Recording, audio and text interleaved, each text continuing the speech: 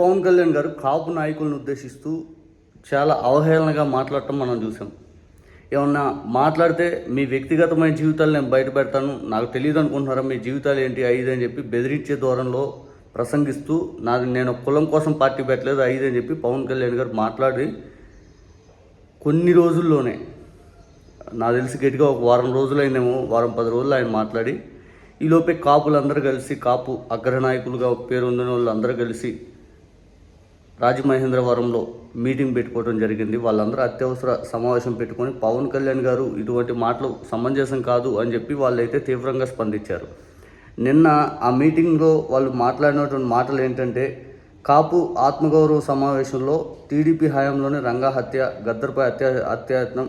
Convenient రాజకీయాలు, care of address Pawan, కాపులు పెద్దన్న పాత్ర పోషించాలి, నా వెనకుంటే సీఎం అవుతానని అనలేదా, ఇప్పుడు కాపులోట్లు అవసరం లేదంటారా, అదే మాట చంద్రబాబు లోకేష్తో చెప్పిస్తారా, వాడుకొని వదిలేయడానికి మేమేమన్నా కరేపాకులమా,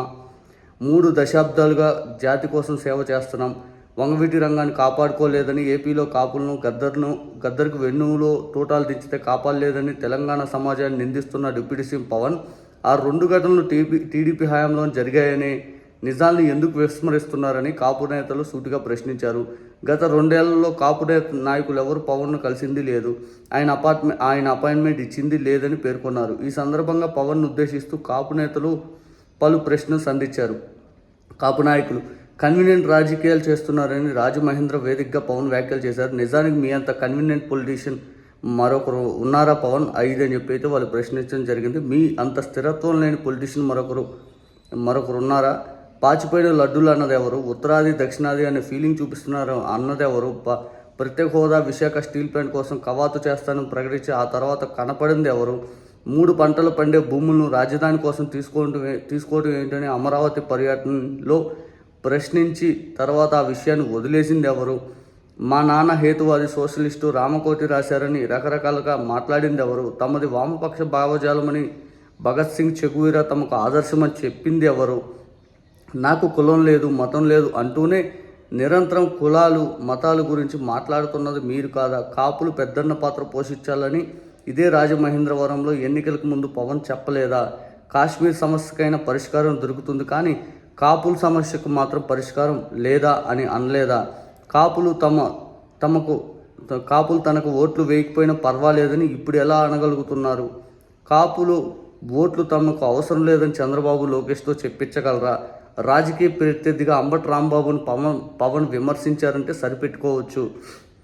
కానీ ప్రజారాజ్యం జనసేన కోసం పనిచేసిన దాసరి రామును ఉద్దేశించి పవన్ వ్యంగ్యంగా మాట్లాడటం సరికాదు, కాపులు తమకు అండగా నిలవలేదని తోటా చంద్రశేఖర్, జేడీ లక్ష్మీనారాయణ తమను వదిలేసి వెళ్ళిపోయారని అంటున్న పవన్, అధికారంలోకి వచ్చాక బొల్లిశెట్టి సత్యనారాయణ ఎందుకు వెళ్ళిపోయారో చెప్పగలరా, కాపు నాయకులు మూలాల మీదకు వెళ్తాం, వారి చట్టాలు విప్పుతామని బెదిరిస్తున్న పవన్, మెగా కుటుంబానికి మూల స్తంభంగా కాపు కాసింది కాపు నాయకులేనని విస్మరిస్తున్నారు. కాపులను నిందించి బెదిరించి పవన్ తాను కూర్చున్న కొమ్మనే నరుక్కుంటున్నారన్న విషయం అర్థమవుతుందా, మీరంతా నా వెనక ఉంటే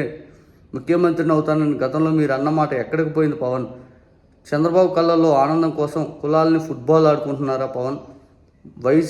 వైఎస్ఆర్సీపీ అధికారంలో ఉన్నప్పుడు కృష్ణా జిల్లాకి వంగవీటి మోహన్ రంగా పేరు పెట్టాలని బోండా ఉమాతో ఉద్యమం చేయించిన చంద్రబాబును 2 ఏళ్లుగా ప్రశ్నించకపోవటం కన్వీనియంట్ రాజకీయం కాదా,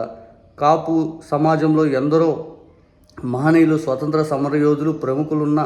కూటమి ప్రభుత్వం ఒక్కరినైనా గుర్తించిందా, కనీసం ఒక్క జిల్లాకైనా కాపు నేత పేరు పెట్టిందా, హైకోర్టు సమర్థించిన కాపు రిజర్వేషన్ జీవోను తుంగలో తొక్కేసి చంద్రబాబు కాపులకు తీవ్ర అన్యాయం చేశారు. అదే మైనారిటీల రిజర్వేషన్ విషయంలో 2 సార్లు హైకోర్టు కొట్టేసినా సమర్థిస్తూనే ఉన్నారు. ఇదేనా సమధర్మం, సామాజిక న్యాయం అని చెప్పి కాపులు నిన్న వాళ్ళైతే రాజమహేంద్రవరం వేదికగా పెట్టుకున్న మీటింగ్లో అయితే మాట్లాడటం జరిగింది. పవన్ కళ్యాణ్ గారిని ఉద్దేశిస్తూ, ఆయన రాజకీయ శైలిని ఉద్దేశిస్తూ, నాదెండ్ల మనోహర్, అతను తాళ్ళూరు రమేష్, లింగంనేని రమేష్ వీళ్ళ డైరెక్షన్లో పార్టీ నడుస్తుందా, వీళ్ళు ఏది చెప్తే అట్లా నడుస్తుందా అని చెప్పి గట్టిగా అయితే వాళ్ళైతే నినాదించడం జరిగింది. కాపుల్ని కూరలో కరేపాకులాగా తీసి పక్కన పెట్టేస్తున్నారా పవన్ అని చెప్పి గట్టిగా అయితే వాళ్ళైతే విమర్శిస్తున్నారు. మరి పవన్ కళ్యాణ్ గారు దీని మీద ఏం సమాధానం చెప్తారు చూడాలి. ఏమనంటే ప్రశ్నిస్తాను, ప్రశ్నించే వాళ్ళు మాత్రం తీసేస్తాను, సస్పెండ్ చేయటాలు ఇవన్నీ చూస్తూ ఉన్నాం.